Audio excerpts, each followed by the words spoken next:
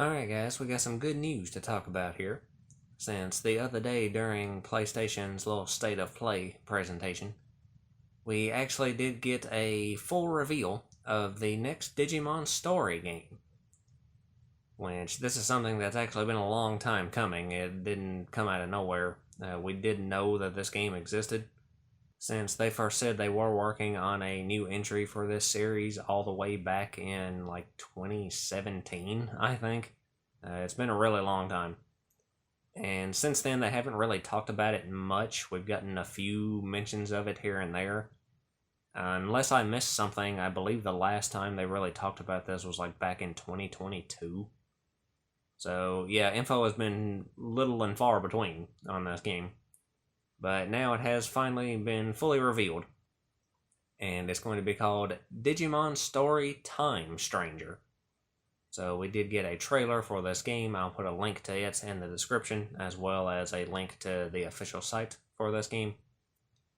But they did confirm that it is getting a 2025 release, which it wouldn't surprise me if this ends up getting delayed, since, a lot of things end up getting delayed now.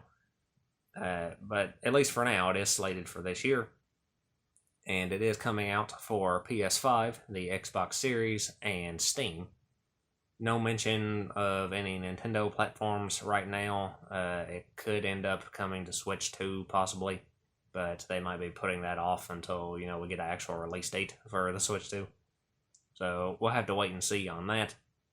But as far as the actual game itself goes, the trailer didn't give us a ton of information. It was, a lot of vague stuff. They did have a voiceover talking about, the fate of two worlds being intertwined. So, sort of typical Digimon stuff there. But way back in one of those interviews, they did talk about how this game, the story of it, was supposed to be focused on the Olympos 12, which is a set of Digimon that are based on Greek mythology. And based on what little we know, it does still seem to be the case that this is going to be an Olympos 12 focused game, since the official site does mention that we will be going to Digital World Iliad, which is like a separate digital world where the Olympos 12 come from. So we got that confirmed, and also this trailer did show Agiomon and Titamon briefly, which both those Digimon are related to the Olympos 12. So it does still seem to be the case that the plot of this game is going to focus on them, which should be pretty cool. I do like the Olympos 12. All their designs are pretty cool. A few of them were in the Cyber Sleuth games, but not all of them. So beyond that, the little scene where they show the player characters did have 3 Digimon with them, which I assume are going to be the starter Digimon for this game. They didn't come out and say that, but I mean, it's a pretty safe assumption. So they showed Gomamon, Patamon, and Demi-Devimon as the 3 with them. So those are most likely your starters this time. Now, another thing I did want to mention here were actually the graphics, which, as you know, I'm never really a person who prioritizes graphics. But it did stand out to me in this trailer how much of a leap it was from the previous Digimon story games, which you would expect it to be a pretty big leap considering that the Cyber Sleuth games were effectively Vita titles that were ported to PS4. And of course, this is going to be a PS5 game. So you would expect a pretty big jump in quality, but based on what we've seen, everything does look really nice. All the character models and environments and stuff, all that did look great. When speaking of the environments, it does seem like we're going to have a much better variety in this game than in the Cyber Sleuth titles. Since in the Cyber Sleuth games, you mostly stayed in the human world, and then you went back and forth to like that virtual world. It's made of like mostly blue cubes. So that did get kind of repetitive and boring at certain points. But this game does seem to address that, because they showed the player character running around in a lot of different environments. They have confirmed that we will be going to Digital World Iliad, I assume pretty early on in the game. In the first Cyber Sleuth game, you didn't make it to the digital world until like right near the end, so you barely saw any of it at all. Which, full disclosure, I actually haven't played Hacker's Memory yet. It's been sitting around in my backlog forever. Digimon Survive is in there too. I got to get around to both those. So, I'm drowning in games, people. I'm doing the best I can. But anyway, we do seem to have a much better variety of environments in this game, which is definitely a big improvement over the Cyber Sleuth titles. So that did seem nice. There was also 2 really brief scenes in this trailer where they actually showed the player character riding Digimon. One where they were riding a Garurumon, and then another where they were riding on the back of a Birdramon. And I don't totally know if this is going to be a gameplay thing, or if it was just like 2 random cutscenes they were showing. The Birdramon scene definitely looked like a cutscene, but the Garurumon parts looked more like gameplay to me. So there may be a ride your Digimon mechanic in this game, which could be pretty cool, especially, for the digital world parts when you're running around Iliad. Being able to ride around on one of your Digimon could definitely be pretty cool. So hopefully that is something that ends up getting confirmed.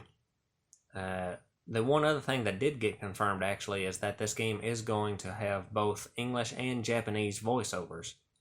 So if you're a person who really wanted an English dub for the Cyber Sleuth games, obviously those games didn't have it. They were Japanese audio only, just with subtitles. This game is confirmed to have English voice options. So that was buried somewhere on the official site, but it is confirmed. So you'll be able to choose this time between English audio or Japanese, and of course you have your subtitle options as well. So more variety for people who want it is always a nice thing. Now lastly here, the one thing that I did want to mention that is just like a personal hope for me as far as this game goes, is that I really hope that all the Digimon that were available in Hacker's Memory do continue to be available in this game, along with, however many new ones they plan on adding. Which, I've ranted to no end about the whole Dexit situation in Pokemon for the last several years now. And I know that's not an apples-to-apples comparison between Pokemon and Digimon, since Digimon doesn't really have a standardized, Pokédex of their own. I know they have those, Digimon reference sites or database or whatever the fuck it's called. They got a website that, lists the Digimon on it. But it's not like Pokemon where there's a definitive, dex that has all of the Digimon listed and have, official numbers for them and all that. So it's not exactly the same thing, and obviously there's never been a Digimon game that has, all of the Digimon in it. I don't even know how many fucking Digimon there are. I'm not totally sure if Digimon knows how many Digimon there are, especially with all the little variants and things. But, Hacker's Memory had all the Digimon from Cyber Sleuth plus however many more. I think the total in Hacker's Memory was 330-something, 40-something, somewhere around there. So, hopefully however many that this game ends up having includes all of those plus more. Mainly just because I want to rub it in Pokemon's face that Digimon can, keep building their roster instead of having to cut it down like Pokemon is. So that's kind of my main hope for this game right now. It's just that all those return and we continue to build. And then maybe, in future Digimon story games, this trend could continue. And eventually we can get just an absolutely massive roster of Digimon, which would be really awesome. So we'll have to wait and see about all that, but overall I am very hyped for this game. I'm glad we did finally get some info on it. It had been so long since we heard anything about it. I was starting to get concerned that it got canceled or something, but thankfully it hasn't, and what little we've seen is looking good so far. So I am excited for this game. I do plan on picking it up, most likely when it comes out. Depends on the price, I guess. And, of course, in the meantime, I do have, a few Digimon titles in my backlog to try to get around to when I can get through the 9,000 other games I'm trying to work on as well. But anyway, I guess that's all I've got to say, so lots of luck to you and yours.